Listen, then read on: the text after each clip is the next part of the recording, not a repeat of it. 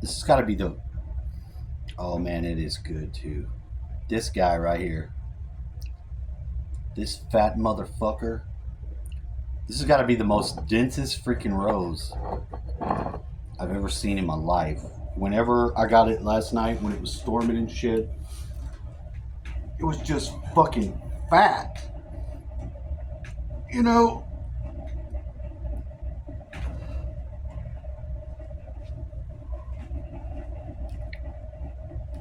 that's a ridiculous fucking rose.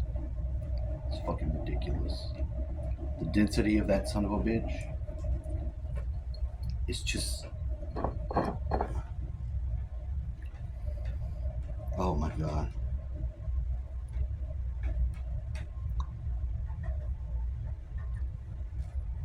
I even want to send a picture of that to my ex. Isn't that fucked up? No? Actually, no. Probably not. There's nothing wrong with wanting to send somebody something beautiful that you would think that they would appreciate. That's a part of my nature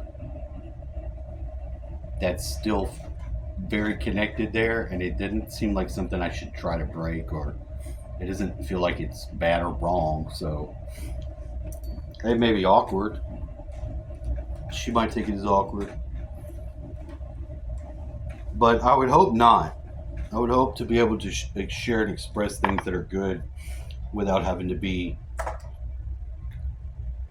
so guarded about shit and concerned someone will think the wrong thing. What would be the wrong thing? I don't know. I don't know. I have one friend that is definitely someone that should be participatory in some of the stuff that people that do ritual, do magic. I don't even like using that term because the religious people will freak out and misunderstand it. It's more like, to say that you don't get an effect out of it is a flat out lie. When you dramatically participate in the creative process, even if it's your own understanding that has changed, as like people do stuff to uh, enact nature, like walking around in a circle could represent like the year. There are things like that where the traumatic interaction with your environment and the state of mind that you're in allows you to commune with God in a whole new way. And I do know that there is dark forms of that. And I do know that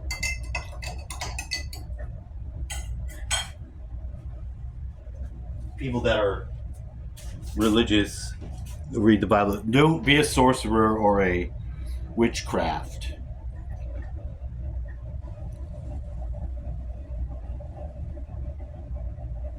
If you're following Yahweh God and not Christ, that's going to trip you up, because I don't think Yahweh God, I think that was a negative entity. I think that it contacted Moses during burning bush, and it hijacked something that was going on. I think that hijacking had the Israelites take something out of the pyramid, which I think was the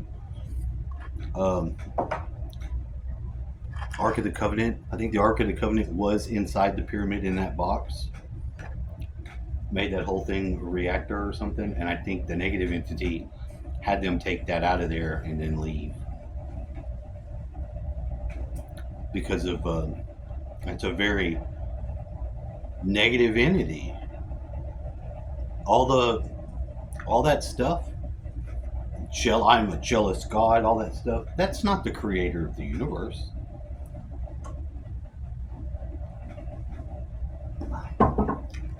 There have been different times where it's been hard to reconcile that stuff.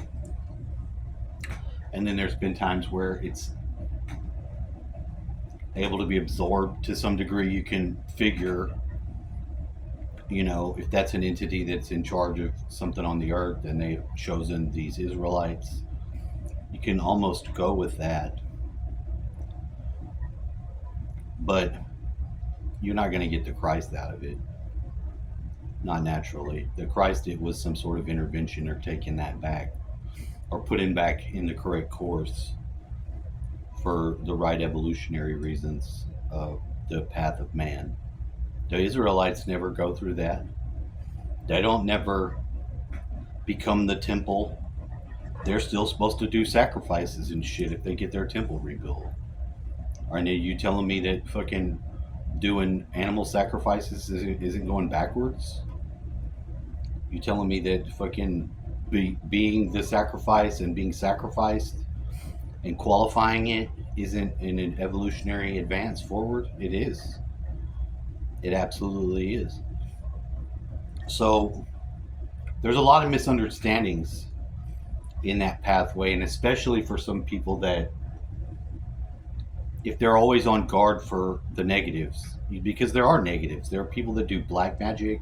There's voodoo people that do all kinds of shit on you. And there's two positions the believer can take. The believer can be like, the power of Jesus, I'm covered in the blood, and then they're like not affected by it in such a way. But then you have natural artists and natural magicians that when they encounter it, it creates a baffle in their mind and makes you bipolar as fuck.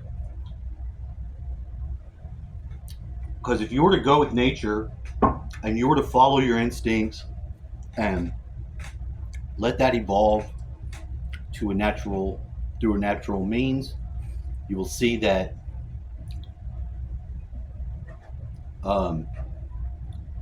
you are being put in a position to cast doubt and be concerned, because you don't think that you're going to be protected. You think you're going to be opening yourself up. Now you may just stop your natural progress. That's number one danger, that you will halt your natural growth process as a natural magician, And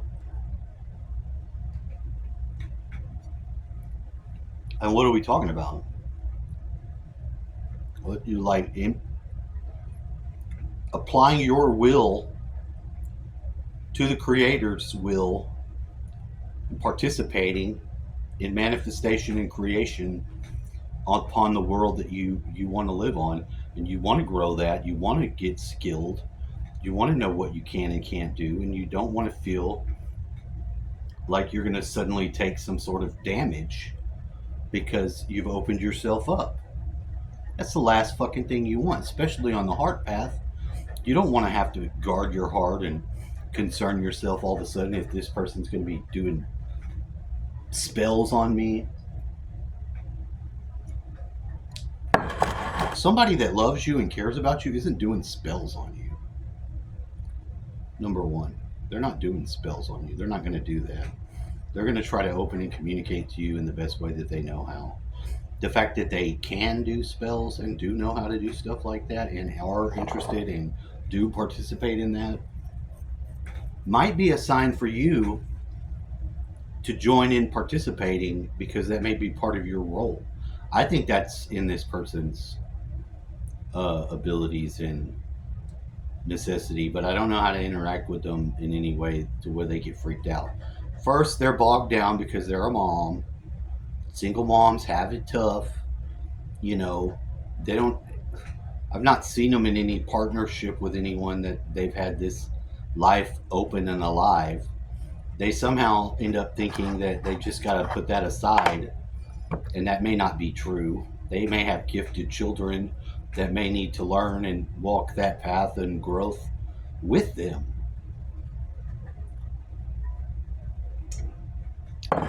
And this one certainly, in a sense, does, because I've sat here at this table and played with her son when he came over. She was all fucked up, drunk out in the car, almost passed out and shit. You know, she's gotten over it and she's sober. But like people that drink, specifically, people that do drugs get a lot of shit. But we take for granted how much slack and how accepting we are of drunks.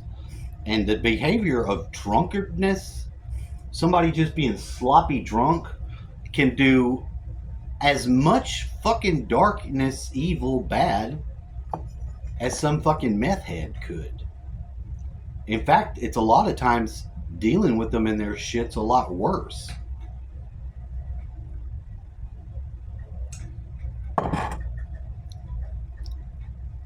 I've had to put all kinds of like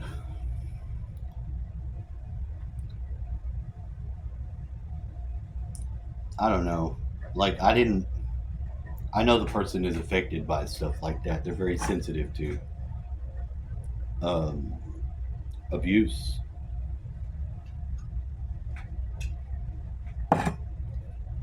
But I feel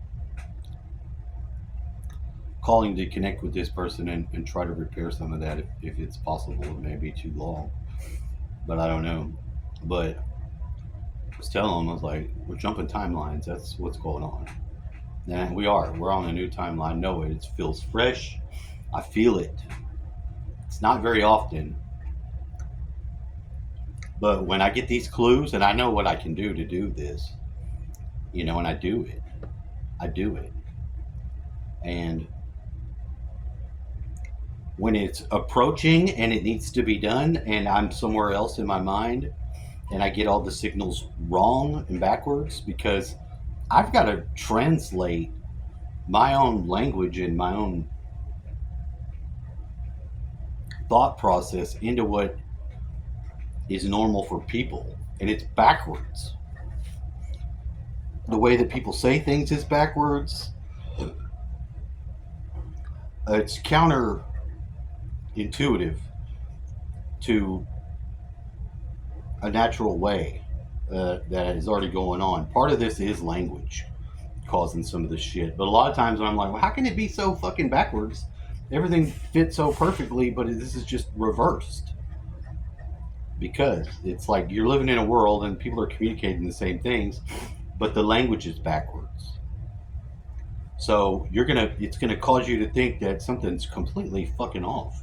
Why is this like? And then it snaps, and then I remember about this continuing experience of being in this feeling out of sync or something like that, or there's a clue, there's something you can do and you're not doing it, or something's missing.